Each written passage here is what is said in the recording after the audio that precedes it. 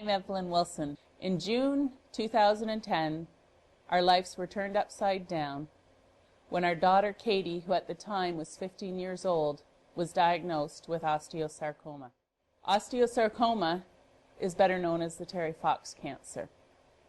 But Katie, beginning in the spring, had started complaining of a knee problem. But she had just finished basketball and volleyball season, so we thought, it's all sports related. So I finally took her to the doctor, thinking the doctor wasn't going to do anything. He thought maybe she had torn a cartilage, so he had ordered an X-ray and an MRI. And shortly in June, we were taken to Mount Sinai Hospital to a specialized sarcoma unit where they did a biopsy, and on June 7th, we heard those words that no parent would ever want to hear. I'm sorry, but your child has cancer. We were devastated. And for me, I was doubly devastated. As you see, my twin brother lost his battle with leukemia when I was 6 years old. So I had already had cancer in my life as a personal to my sibling dying from leukemia back in 1973. First day, we were really blessed by the medical staff that we had at Mount Sinai Sarcoma Unit. But there was a special doctor there that day who was finishing up his fellowship. And at the time we didn't know it, but he shortly there shared with us afterwards that he was an osteosarcoma survivor. He stayed behind after the main doctor, Wonder, had told us what the diagnosis was, and looked at Katie and said, Katie, I was in that same boat so many years ago, and I know you can fight this. And Katie's attitude from the get-go was, yes, I'm going to beat this. She had a positive outlook right from the beginning.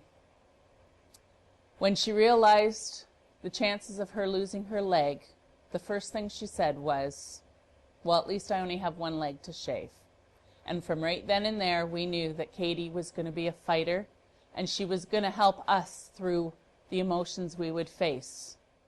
I have to focus in on my child who is fighting this disease.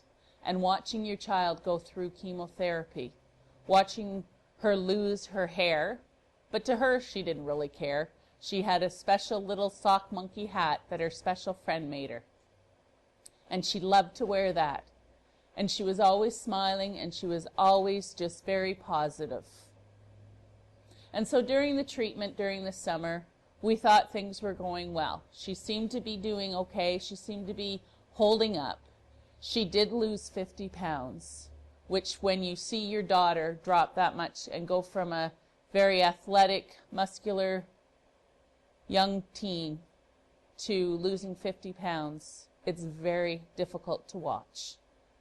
But yet, she always had a smile on her face, was always joking with either the doctors, the nurses, or family or friends. And yeah, she still had the attitude with Mom and Dad saying, hey, who's getting my meal for me today? I'm hungry. Because with her leg at that point, she was confined to a wheelchair. Conventional chemotherapy was not working, which felt like a punch in the stomach. Things seemed to be really looking up. Katie was gaining weight. She seemed to be feeling much better. But after a month, they came to us and said, we're sorry, this is not doing anything. And so we were kind of put on a halt as to looking to see what we could be doing to help Katie, what medicine would work on our precious daughter.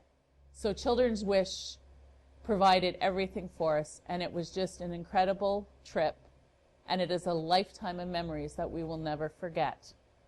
Shortly thereafter, we had our Christmas together. And again, we did not know that we knew it could be, but we really were hoping that it would not be our last Christmas with our daughter. And we had a great day. And then the next day, we happened to go up to Ottawa for the hockey game because the Pittsburgh Penguins were coming to play. And Katie was a huge Pittsburgh Penguins fan, and more so a Sidney Crosby fan. She had another check off her bucket list as she was able to meet Sidney Crosby and spend some time with him. So she had a great day there, And he was so wonderful to our family. And so was the whole Pittsburgh organization. Shortly thereafter, Katie was scheduled back in January, the first week, to go back up for an appointment to be as a consult about amputating her leg. But that week, the night before the scheduled appointment, she became in so much pain that we took her to the hospital by ambulance. And that morning, she said to the doctor, "If you don't cut it off right now, give me the knife and I will do it for you." Katie had her right leg amputated above the knee. And we thought, good, now we can just focus in on the spots on her lungs and we can move forward.